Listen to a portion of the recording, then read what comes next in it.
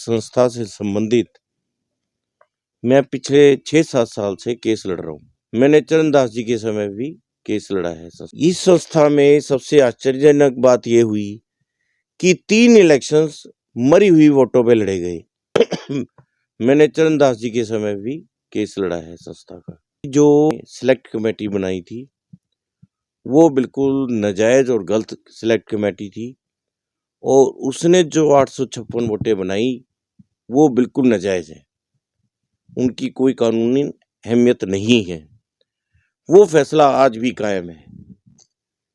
ना तो collegium change किए गए जानबूझ के, उसका रेजुलेशन भी था वोटें हटाने का, उसके बावजूद भी वो मरी हुई वोटें नहीं हटाई गई। अल्टीमेटली हमें फिर दोबारा केस डालना पड़ा स्टेट रजिस्ट्रार के पास। पहले हमने यहाँ डाला, हमारी यहाँ सुनवाई नहीं हुई, फिर हमने स्टेट रजिस्ट्रार के डाला। वहाँ पर मैं और अजय गर्ग दोनों वकील थे।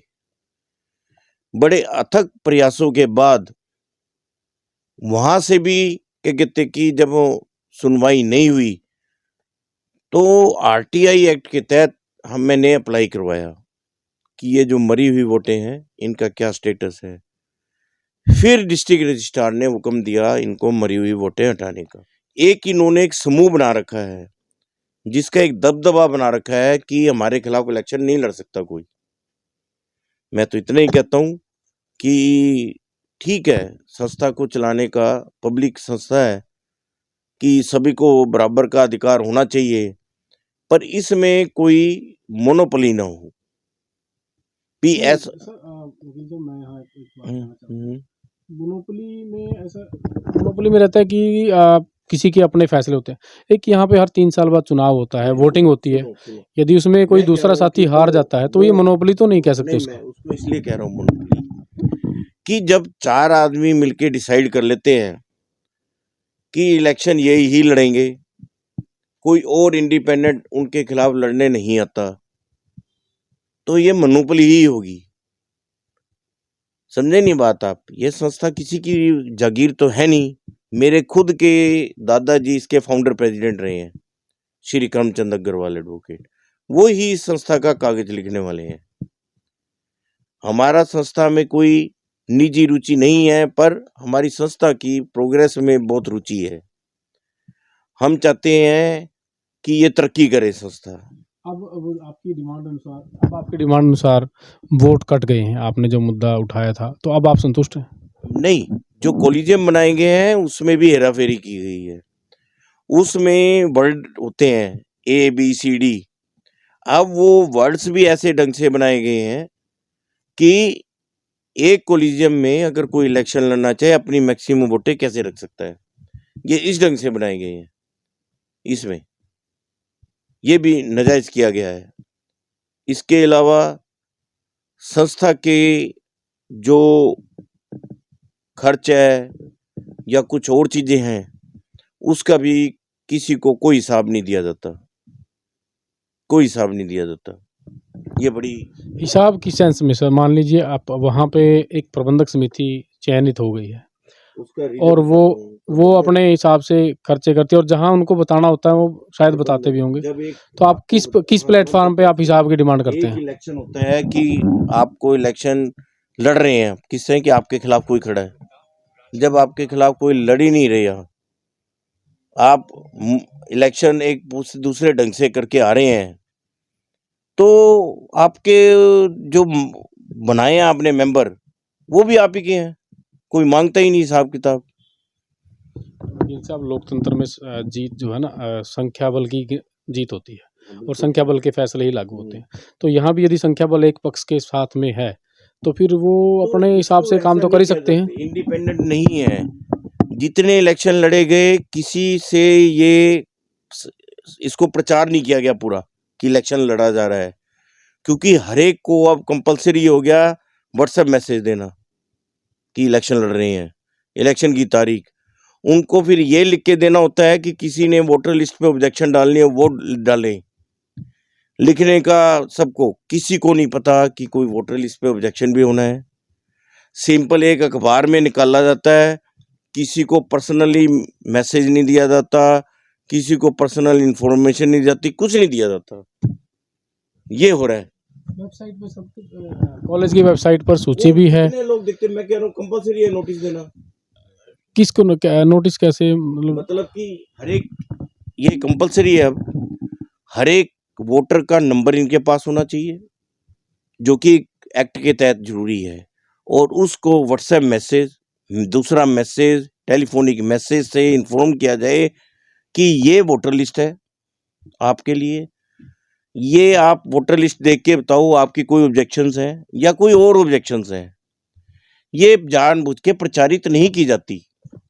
एक कुछ ही लोगों को पता होता है, जो सिर्फ आप ये कह सकते हो कि सभी वोटर्स को नहीं पता। नहीं सर, मैं इसमें आपसे एक बात पूछना चाहूँगा कि वोटर लिस्ट में कोई नया नाम ऐड नहीं किया गया। आपने रिट दायर की थी कि डेड वोट काटे जाएँ, वो निकाल दिए और उसके बाद उन्होंने उसको वो हमारी, मैं थोड़ा एक सेकंड उन्होंने मेरी बात सुनो, उन्होंने उसको निकाल करके वेबसाइट पे सार्वजनिक कर दिया। तो फिर आप ये कह रहे हैं कि वोटर लिस्ट किसी को बताई नहीं जाती। जब वो एक पब्लिक प्लेटफॉर्म पे आ गई और रजिस्ट्रार कार्यालय में वो भेज दी गई, तो फिर उसके बाद छुपाने वाली बात कहाँ रह जाती है? छुपाने वाली बात, पिछली बार जब इलेक्शन डिक्लेयर हुआ तो उस समय कोरोना पीरियड था, किसी को पता ही नहीं था इलेक्शन लड़ा जा रहा है। सर हम मौजूदा हालात की बात करेंगे। पिछला इलेक्शन हो चुका, उसका टाइम चला गया। लड़े गए हैं। आपको मैं बता रहा हूँ, एक समूह बन गया कि इसकी 50 है, इसकी 100 है, सारे मिल गए। जो एक आम आदमी संस्था में सुचारू रूप से देखने के लिए इंटरेस्टेड है, वोटर है, वो तो वंचित है आज भी। तो आपकी नज़र में क्या होना चाहिए आरकेएसडी कॉलेज में इस समय जो कमी है? शिक्षण के पॉइंट ऑफ व्यू से हम कह रहे हैं, एकेडमिक तौर पे। जहाँ तक शिक्षा में कोई कमी है या कुछ है, उसका मैं इस समय कुछ नहीं बता सकता। मैं संस्था से इतना ज़्यादा मेरा कोई संबंध नहीं है कि वहाँ क्या हो रहा है, क्या नहीं हो रहा। समझे नहीं बात आप? एक संस्था है ये, मैं सोचता हूँ कि इसको बहुत आगे बढ़ना चाहिए था। समझे नहीं? और एक संस्था, मान लो एक कसम के लिए आप ये भी चलो मान के चलो कि अगर अच्छी भी चल रही है, तो इसकी इमेज एक साफ इमेज होनी चाहिए कि हर एक आदमी को पता हो कि यहाँ पे क्या सिस्टम है, क्या सिस्टम अपनाया जाता है। आप बताइए क्या कहना चाहते हैं? मैं इसके बारे में ये कहना चाहता हूँ, जो गुप्ता जी ने बताया बिल्कुल ठीक बातें हैं। मैं सर के साथ वकील हूँ और हम स्टेट रजिस्ट्रार में गए भी थे। ये 2011 के अंदर तीन तीन ग्रुप इकट्ठे हुए थे। तीन ग्रुप इकट्ठे हुए, सतीश बंसल ग्रुप जी, सकेत मंगल ग्रुप जी और शौर्यवाला परिवार ग्रुप जी। तीनों ग्रुपों ने मिलकर इलेक्शन लड़ा। इनका आपस में तय हुआ कि पहली बार सतीश बंसल जी बनेंगे, दूसरी बार सकेत मंगल जी बनेंगे और तीसरी बार शौर्यवाला जी बनेंगे। ये तीन ग्रुप ही आपस में मिलकर इलेक्शन आई बार लड़ते आ रहे हैं। इसमें अजय जी एक बात बताइए, यदि इन तीन ग्रुपों के पास ज़्यादा वोट हैं और लोकतंत्र में वोट की वैल्यू होती है, तो फिर इसमें आपत्ति वाली क्या बात है? आपत्ति नहीं, मैं कह रहा इसमें कोई आपत्ति नहीं है। 2011 में जो तय हुआ, सतीश बंसल जी बन गए। 2018 फिर उसके बाद इसके अंदर प्रशासक लग गया, 3 साल प्रशासक लगा जी। मनदीप कौर यहाँ पे प्रशासक के तौर पे उन्होंने काम किया। उसके बाद 2018 में इन्होंने जो बारी थी सकेत मंगल जी की, उनको दे दिया जी। उसके अंदर बात ये हुई थी, गवर्निंग बॉडी के अंदर सकेत मंगल जी प्रधान बनेंगे और राष्ट्रीय विद्या समिति के चेयरमैन बनेंगे सतीश बंसल जी, जो कि सकेत मंगल जी ने उनको नहीं बनाया। उनको दोनों पदों पे वो खुद ही बैठ गए। तीसरी बार शौर्य वालों की बारी थी, तो शौर्य वालों की आपसी सहमति न बनने के कारण सकेत मंगल को फिर से उसी पद पर प्रधान और राष्ट्रीय विद्या समिति का और गवर्निंग बॉडी का फिर से बना दिया गया। शौर्य वाला इस बार इस पोस्ट पे, गवर्निंग बॉडी की पोस्ट पे लड़ेंगे और वो प्रधान चुने जाएंगे। परंतु मैं इसके अंदर एक नया तथ्य जोड़ना चाहता हूँ कि जो इस बार जो बीजेपी भी है, बीजेपी भी इलेक्शन मोड में है। वो इलेक्शन फाइट करने के लिए मैदान में आ सकती है। जो उसके साथ आरएसएस के बंदे जुड़े हुए हैं, जो बीजेपी वोटर्स हैं, वो भी जुड़े हुए हैं इस संस्था के साथ, और जो आम लोग, जो सर कह रहे हैं, जो आम लोग भी इसके साथ वोटर जुड़े हुए हैं। तो इसके अंदर जो इस बार इलेक्शन कुछ रोचक ही होगा। और इसके अंदर ये भी हो सकता है, क्योंकि अब जैसे उन्होंने कह दिया कि शौर्य वाला भाई इसमें प्रधान पद के लिए वो करेंगे। अब वो शौर्य वाला किसने कह दिया? अभी तो ऐसी कोई बात सामने नहीं आई। अंदर की मीटिंग हुई है, जो गुप्त सूत्रों से मुझे पता लगा कि शौर्य वाला को वो आगे कर रहे हैं सकेत मंगल जी, भाई उनकी बारी है।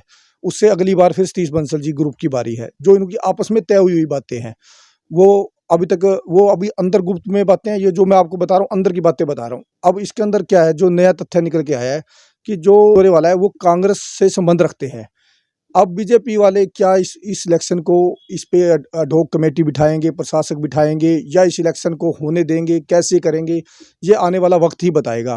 पर आने वाले वक्त में रोचक तथ्य निकल कर आएंगे भी इलेक्शन होगी या नहीं होगी।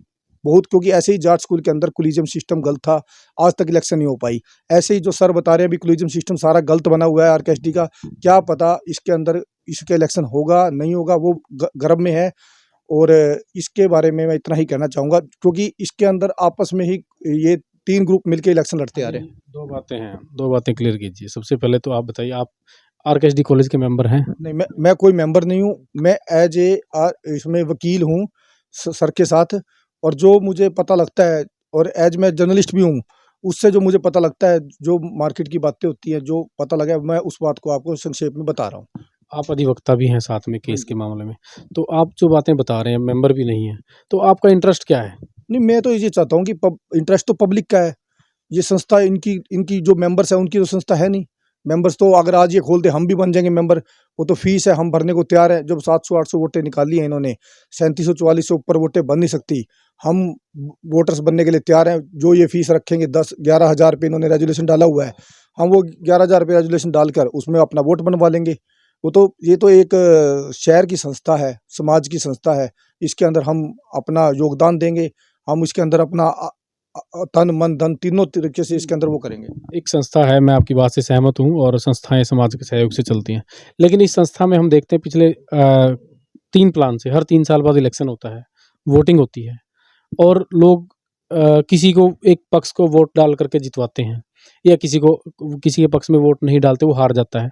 जब लोकतांत्रिक तरीके से इसमें इलेक्शन होता है, तो फिर आप जो बात कर रहे हैं उसका किस संदर्भ में आप ये बात कहना चाहते हैं? लोकतांत्रिक तरीके से इलेक्शन हो ही नहीं रहा। ये 3 ग्रुप है, इनके अपने रिश्तेदारों के वोट बने हुए हैं जी। तो फिर इसमें अब उन्होंने वोट टाइम से बना रखे हैं, उनके वोट ज़्यादा हैं, और लोकतंत्र में जो प्रक्रिया रहती है, जहाँ संख्या ज़्यादा हो उन्हीं की सत्ता रहती है, तो इसमें आपत्ति वाली बात कहाँ है? आपत्ति वाली, अगर इसके अंदर जैसे जो एक्ट है, जो एक्ट 2012 में बना था, सोसाइटी एक्ट, अगर वो एक्ट लागू ना होता और जनरल इलेक्शन होता, तो इलेक्शन का कुछ और ही रूप होता है। लोगों के पास जो कोलिजियम सिस्टम है, 21 सिस्टम, हम कहते हैं कि ना होता, ये ना हो, वो चीज़ें एक फिलोसफी टाइप हो गई। व्यवहारिक तौर पे हम यदि बात करें, क्या आरकेएसडी कॉलेज में, जो आपने कहा कि भाजपा और कांग्रेस, अभी तक कुछ ऐसा सामने आया कि वहाँ राजनीतिक प्रभाव रहता है पार्टियों का? नहीं, राजनीतिक प्रभाव तो रहता ही है। पिछली बार इलेक्शन ही हो गई थी गवर्निंग बॉडी की और राष्ट्रीय विद्या समिति के। जब इलेक्शन 21 मेंबर चुन के आए, तो उसमें तो जब सर्वसम्मति से चुन के आ चुके थे, तो सर्वसम्मति से ही इलेक्शन हो जाना चाहिए था। फिर वो उसमें बीजेपी वालों ने पार्टिसिपेट क्यों किया?